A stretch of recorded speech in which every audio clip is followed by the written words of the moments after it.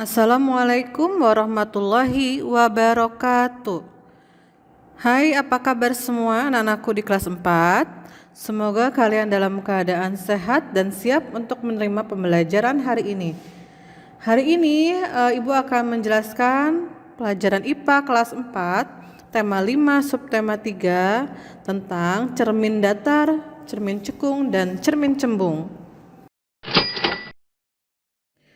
Ya, anak-anak, sebelum kita mulai belajar, marilah kita mengucapkan basmalah terlebih dahulu. Bismillahirrahmanirrahim.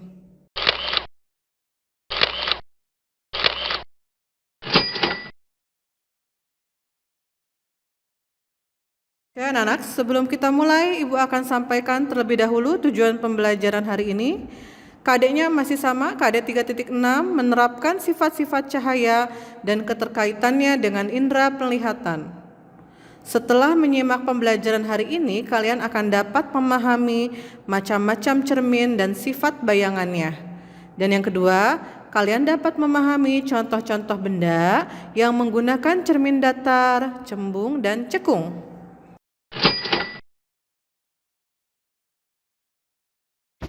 Oke anak-anak, mari kita langsung saja mulai. Sebelumnya Bu Rindu mau bertanya, apakah itu cermin?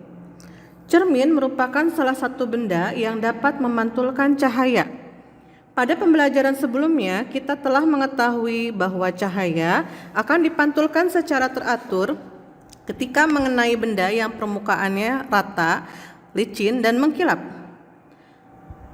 Cahaya yang dipantulkan oleh cermin merupakan salah satu contoh pemantulan teratur. Berdasarkan bentuk permukaannya, cermin dibedakan menjadi 3 macam, yaitu cermin datar, cermin cekung, dan cermin cembung. Sekarang mari kita bahas jenis cermin yang pertama, yaitu cermin datar.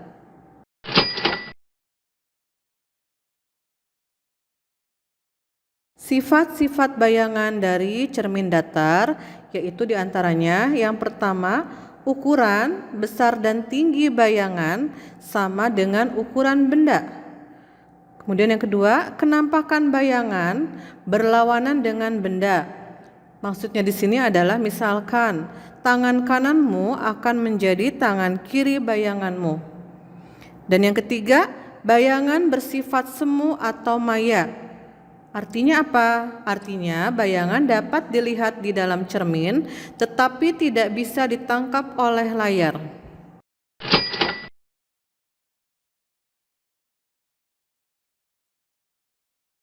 Jadi kesimpulannya, sifat bayangan cermin datar secara singkat dijelaskan seperti ini. Ukuran bayangannya sama dengan ukuran benda.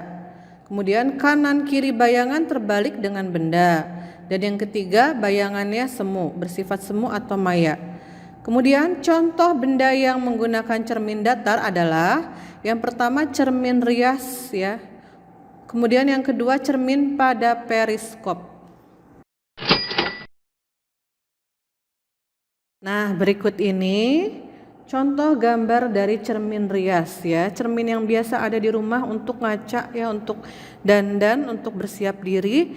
Bagaimanapun bentuknya, ada yang persegi panjang, kemudian lingkaran, atau itu semuanya sama menggunakan cermin datar.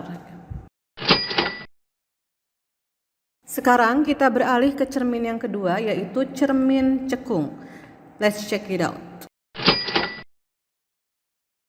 Sifat-sifat bayangan dari cermin cekung diantaranya ada 2 kategori nih. Kalau misalkan yang pertama, jika benda berada di dekat dengan cermin cekung, bayangan benda akan bersifat tegak, diperbesar, dan semu atau maya.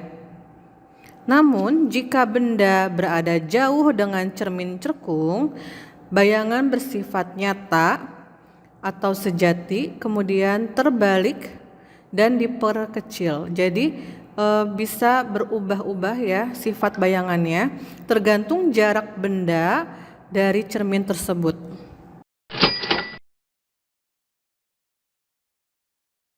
Nah, sekarang kita ke contoh benda yang menggunakan cermin cekung, yaitu bagian depan sendok ya, sendok bagian dalam atau bagian depan ya. Kemudian yang kedua, corong lampu sorot pada mobil. Ketiga, corong lampu senter dan corong lampu sorot yang lainnya. Yang dimaksud corong ini adalah bagian dalamnya yang cekung itu ya. Ibu tunjukkan di sini disebutnya kalau istilahnya adalah reflektor. Itu adalah contoh dari cermin cekung. Nah, ini untuk lebih jelasnya tentang contoh cermin cekung yang tadi. Yang pertama paling kiri adalah sendok bagian depan atau bagian dalam. Kemudian lampu mobil bagian depan ya, itu dalamnya berupa cermin cekung. Kemudian corong lampu senter. Nah, sekarang kita sampai ke cermin ketiga yaitu cermin cembung. Let's check it out. Sifat-sifat bayangan dari cermin cembung diantaranya penampakan bayangannya yaitu yang pertama semu ya atau maya, kemudian tegak dan diperkecil dari ukuran benda yang sebenarnya. Jadi benda yang terlihat di cermin cembung akan lebih kecil ya dari ukuran sebenarnya.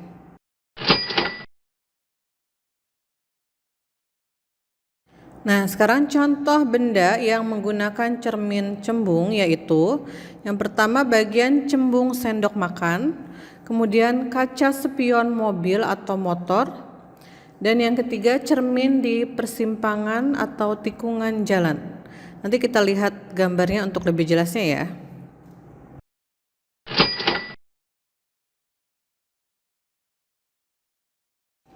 Nah, ini contoh gambar dari cermin cembung.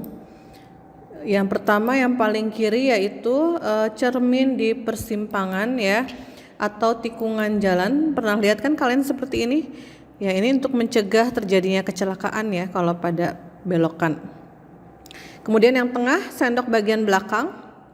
Kemudian yang paling kanan adalah kaca spion mobil ataupun motor. Baiklah anak-anak, demikianlah pembahasan kita hari ini ya tentang cermin datar, cermin cekung, dan cermin cembung. Nah, jangan lupa anak-anakku, persiapkan dengan baik ya PH pada pertemuan berikutnya, PH tema 5. Kemudian pada pekan depan akan ada penilaian akhir semester ganjil, persiapkan dengan baik ya. Teruslah berusaha ya, kemudian keep trying and never give up. Terima kasih telah menyimak pembelajaran hari ini. Mari kita tutup pembelajaran hari ini dengan mengucapkan hamdalah. Alhamdulillahirabbil alamin ya, sampai bertemu kembali. Wassalamualaikum warahmatullahi wabarakatuh.